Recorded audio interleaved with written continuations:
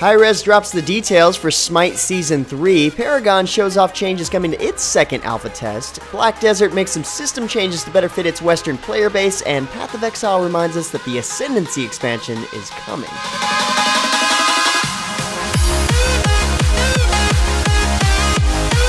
What's happening, guys? James Malone here with MMOHuts.com with a quick weekly recap for MMO news and announcements for the week ending January 11th, 2016. Sorry for the lack of recap last week. There really wasn't anything to recap, so you didn't really miss out. So welcome to an entirely new year of gaming, hopefully much better than the last. Starting out the news this week, we've got a new legend reveal for Brawlhalla. Here we have the axe and bow wielding skeleton legend known as Azoth, the Lich Lord and one-man dynasty.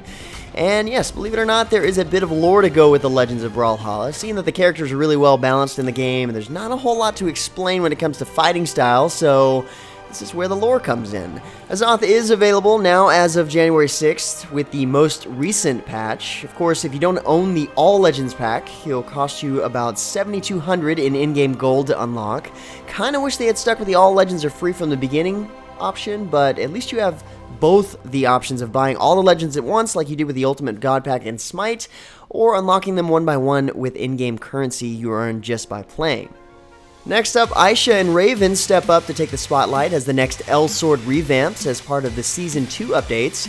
Starting on January 13th, Season 2 continues with the rebirth of the Genius Magician and the Nazad Armored Mercenary. Of course, this will include brand new character voices and artwork, a streamlined skill tree and learning method, just as we saw with Elsword and Reyna recently, along with new skill designs and balance changes. To celebrate, KOG Games is hosting a small Magician and Mercenary PvP tournament happening January 16th, streamed live on Twitch with a first place prize of $1,000 cash and 50,000 cash currency for the game. Maybe a little too late to sign up if you're just now hearing about it, but definitely not too late to check it out on Twitch. Just a few days ago, Trove posted some of the cubic creations that players have been custom building from the new Battleverse update that introduced battle arenas and PvP. The official post at Trove's site showcases 6 crazy-looking player-built battle arenas, each with some sort of theme, from winter themes to a Honey, We Shrunk the Kids type of setup, or even a futuristic gladiatorial arena with all the jump pads, spike strips, and fire turrets you could ever possibly want. As you might already know, the cool thing is that you can actually try out any of these for yourself by copying and pasting the command next to each club world. I had a feeling custom arenas were going to be a hit in Trove, but I'm just glad they added PvP. Another thing you might already know is Smite Season 2 World Championships happened this past week, January 7th through the 10th in Atlanta, Georgia. The grand finals came down to the best team from North America, Enemy, and the best team from the European Union, Epsilon Esports, with Epsilon cleaning the floor with the American team 3-0, taking home the $500,000 cash prize for first place. Of course, as you can tell, Dizzy PW was there all weekend spectating and getting the latest information from the developers on Smite and several other high-res games, including the new mobile game JETPACK Fighter, which apparently you guys don't seem to be too happy about, seeing that they started with iOS and decided to launch now instead of wait for the Android version as well. That sort of thing happens all the time with the console, and there has been less bloodshed over it. Anyway, besides the championship, HiRez finally revealed details about the new Joust map, the new Japanese Pantheon and Amaterasu, as well as the changes coming to Season 3. So in Season 3, we'll see a big change to actives in that they are now given to players free of charge at level 1 and then a second one at level 12. This gets players using them, not considering them a waste of gold at any point, and goes along with some of the balance changes to the gods and HiRez's plans to tone down crowd control. But seeing that they plan to nerf CC altogether, they also plan to update the UI effects for CC, making it far easier to understand and react to. So lots of quality of life changes are on their way this season. They also plan to rework ranked 3v3 and how the Masters ranked league works entirely. Learn more about this in my recent Smite Season 3 changes video. Moving on to the new Joust map that takes the Chinese theme this time around. The new map is, first, fantastic looking, and second, a lot longer than the previous map, though the jungle has been simplified to just 3 jungle mobs, plus a new fire giant type guardian to contest. The jungle mobs now consist of 2 mana buffs, as well as a single red buff camp on the central opposite side of the map from the rest of the jungle that is going to be intensely fought over, to say the least. Not 100% sure, we're thinking early February when the new Joust map will be playable on the public servers, but we do know that the new goddess Amaterasu will be available tomorrow, January 12th. The Japanese goddess of the sun rises as a warrior in the game, but according to Dizzy, feels more like an assassin in terms of damage and survivability, though more like a guardian in terms of ability functions. Her ultimate is impressive, but it's actually her passive that seems to be the truly broken part of her kit. After auto-attacking an enemy, a sun aura erupts from them that makes them 10% more vulnerable to damage. Now, that in itself is fine until you find out that she can stack it on an enemy god 3 times, and the aura itself impacts other nearby enemies with a fairly large range. My guess is we'll see a fairly toned down version of this really soon. So yeah, a lot of Smite and HiRez news this past week. Head over to MMOHuts.com or check out the links in the description below to get caught up on all our Smite World Championship and HiRez Expo coverage. On a similar note, League of Legends is introducing their next upcoming champion with a new teaser you see playing here called Mind of the Virtuoso. Apparently he sees beauty not in life but in death instead. So basically he's a serial killer.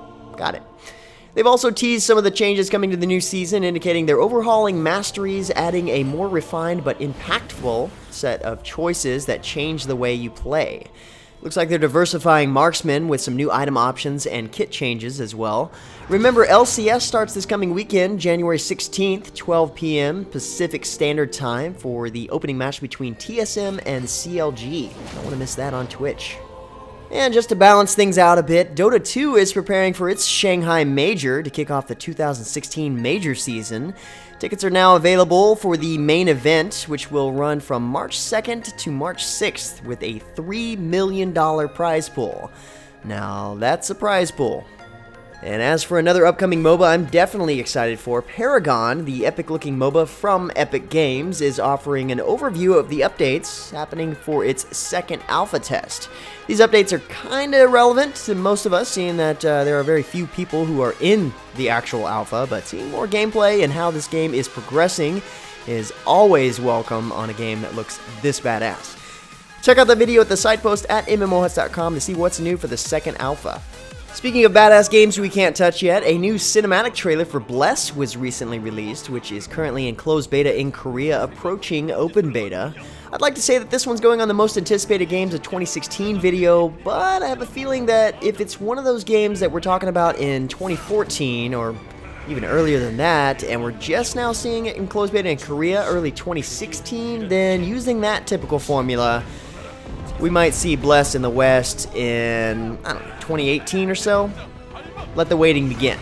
For now, well, Black Desert isn't a whole lot different if you want to get your fix in, and the open beta should be here soon, if there's going to be one at all before the game actually launches. Speaking of Black Desert and its closed beta, the English team from Pearl Abyss announced on their official forums recently that their game would be receiving several changes to core features and gameplay elements in order to better suit the NA and EU player base. Not all of the changes were discussed, but some of the major changes that were mentioned included a party system revamp, changes to how EXP gain works and group play will be increased to help encourage partying with others more often. Field boss drop rates have been increased, and the energy system has been changed based on player feedback as well. Energy potions that were previously sold in the Korean version will not be sold in the Western version, and other methods of obtaining energy will include storing unused energy during play sessions and then selling them to other players in the auction house. Next up, it looks like Tera has done it again. Well, is about to do it again. According to a trailer from the Korean version of Tera, Bluehole Studios is introducing the Shinobi, a new class playable only by the Elin or Dark Elin race. I guess they like salting the wound when it comes to gender log classes and which ones they decide to add next. Well, I guess for now you don't really have to worry about that because it hasn't released for the Korean version just yet, so it'll be a little while before we get the new class in the West, so you'll have plenty of time to be frustrated starting now. And if you happen to be super frustrated, just know that Boobs and Soul is getting ready to launch next week on January 19th, sooner for Founders. Name reservation begins today, January 11th, for Disciple and Master Founders Pack owners, and the client is now available for everyone to download, which is probably a good thing because it might actually take some people a week just to download it. With the launch, NCSoft is introducing a ton of new servers, new hairstyles, hair color, facial customization options, and additional skin tones. It's probably going to be a madhouse on launch day. Let's just hope that the launch goes smoother than some of the other major MMORPG launches that we've seen in the past. And finally, for the last bit of news, the Ascendancy expansion is still on its way to Path of Exile, and Grinding Gear Games just released a new video showcasing one of the new skills called Earthquake to potentially build your character around. This is a melee slam attack with an interesting twist. The skill slams the ground, dealing damage and creating a fissure that explodes to create an aftershock after a short duration. The aftershock is massive and destructive, but you can't create another one until the first one is no longer active. So to optimize your damage on this, you're going to want to go with a slower weapon. It's a pretty sweet new skill and just a reminder of fun content coming to the Ascendancy expansion. Anyway guys, that's about it for all the major MMO news and announcements for this week. Like always, if you're looking for more information regarding the news featured in the recap, check the links in the description below. Otherwise, head over to MMOHuts.com for even more up-to-the-hour news. Feel free to discuss the news in the comments below and follow us on Facebook and Twitter. And until next time guys, that's going to be it for me. I'm James Blonde. See you out there, gamers.